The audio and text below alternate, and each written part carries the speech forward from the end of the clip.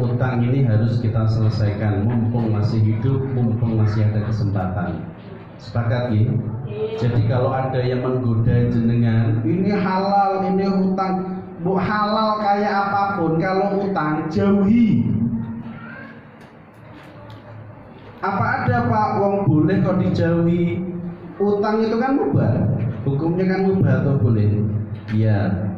Senajan hukumnya mubah tetap harus dijauhi karena banyak sekali hadis yang mengajarkan kita untuk menjauhi utang.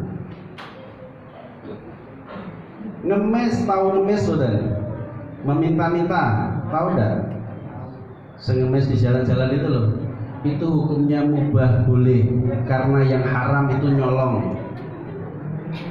Tetapi ngemis itu tidak boleh dijadikan mata pencaharian. Boleh meminta-minta, sekadar meminta buat makan, setelah itu berhenti. Tidak jadi mata pencaharian. Tapi hari ini pengemisnya itu banyak sekali. Masyarakat Indonesia lebih dari 90% terjerat riba dan hutang. Podo kalau jadi pengemis kabeh, Pak. Alasannya terpaksa kabeh. Ngemis bareng-bareng ditekoni ke alasan kenapa kok jadi pengemis Pak? Terpaksa kok jamaah sakmenake. Itu terburu-buru mungkin ya. Jadi saya sarankan sekali lagi Bapak dan Ibu, bersama-sama mari kita bertekad menjauhi hutang dan riba. Kenapa harus dijauhi lagi? Saya berikan alasannya yang lainnya lagi. Karena riba itu dosa besar, bukan dosa kecil. Haramnya riba itu ada di dalam Al-Quran. Kalimat di Al-Quran adalah wa ahallallahu al-bai'a wa harramar riba. Allah menghalalkan jual beli dan mengharamkan riba. Maknanya hukumnya riba tidak khilafiyah. Sekali lagi, hukumnya riba itu haram hak bil qaf tanpa khilafiyah. Yang khilafiyah itu adalah bunga, bukan riba. Semua ulama tidak ada satupun yang berani mengatakan riba itu halal, apapun alasannya. Tapi hari ini beberapa ulama mencari pembenaran. Riba itu haram jika untuk konsumsi, jika untuk modal jadinya halal. Pernah mendengar itu? Seandainya yang haram bisa menjadi halal karena untuk modal, berarti pelacuran itu halal selama hasilnya pelacur dijadikan buka toko. Ngerampok jadinya halal kalau hasilnya ngerampok untuk modal. Nah begitu fatwanya, hancur agama kita, hancur negara kita. Haramnya riba itu mau dijadikan modal, mau dimakan ataupun mau disedekahkan, semuanya tetaplah haram. Dosa riba itu dosa besar. Cara membedakan dosa besar dan dosa kecil begini Pak. Dosa besar itu cirinya ada ancamannya. Kalau dosa kecil tidak ada ancaman. Kalau kita bicara dosa besar misalkan riba misalkan, ancamannya jenengan akan temukan banyak sekali. Contohnya di Al-Quran, wa man 'ada fa ulaika ashabun nari hum fiha khalidun. Dan barang siapa yang mengulangi akad riba padahal sudah diberitahu itu haram, maka mereka akan dimasukkan ke dalam neraka dan mereka kekal di dalam neraka. Ancamannya pelaku riba masuk neraka selama-lamanya. Itu ancaman yang tidak main-main. Itu ancaman yang paling berat yang ada. Itu riba. Di Al-Quran lagi dikatakan fa illam taf'alu fa'danu biharbin minallahi wa rasulih. Al-ayat saya potong.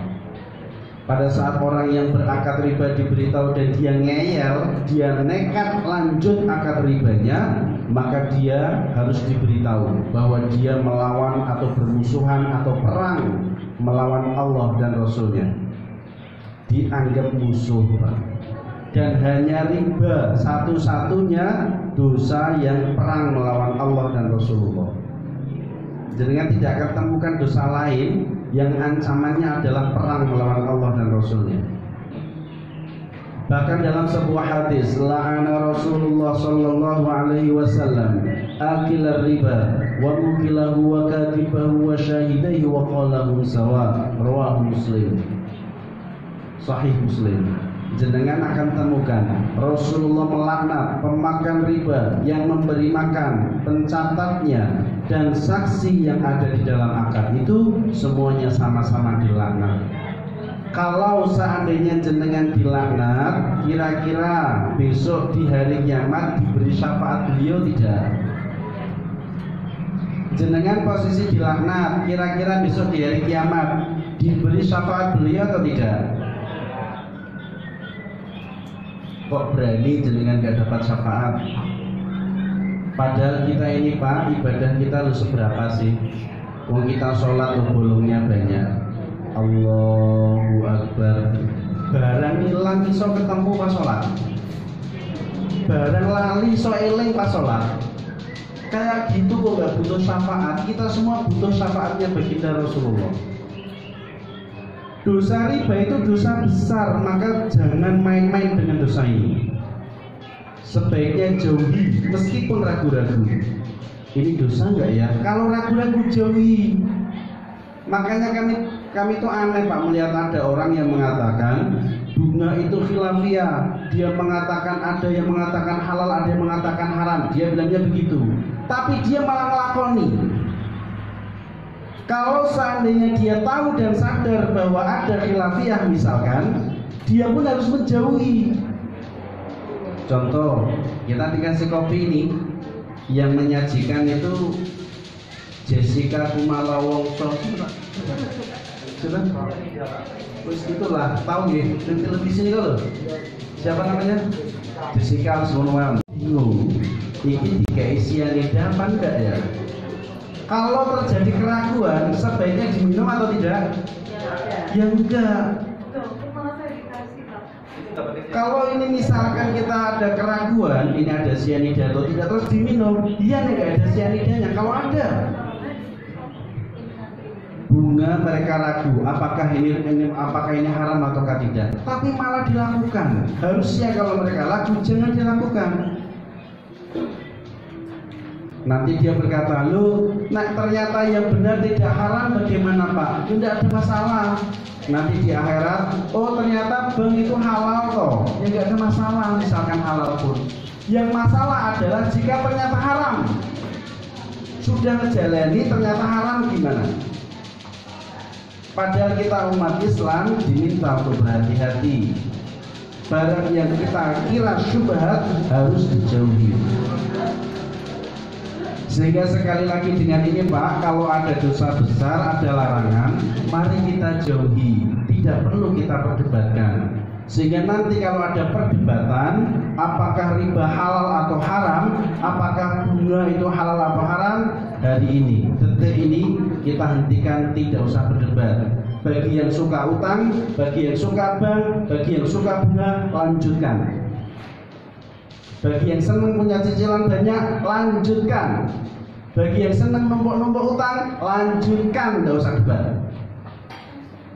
Di sini kami hanya akan membantu yang mau utangnya lunas saja. Yang tidak mau silahkan dilanjutkan. Cuman kami hanya berpesan saja, kalau panjenengan suka utang, menghalalkan bank, sebaiknya itu untuk panjenengan sendiri. Jangan ajarkan ke anak-anak panjenengan. Kasihan mereka kalau nanti mati membawa utang kayak jenengan. Kasihan mereka, saudara-saudara jenengan, orang tua yang lainnya, kalau jenengan ajak dalam urusan di perbankan, mereka terus mati membawa utang, hidupnya kepuntel-puntel utang. Bahasa Indonesia ini kepuntel loh, Pak. Bulat lah, kebuderan.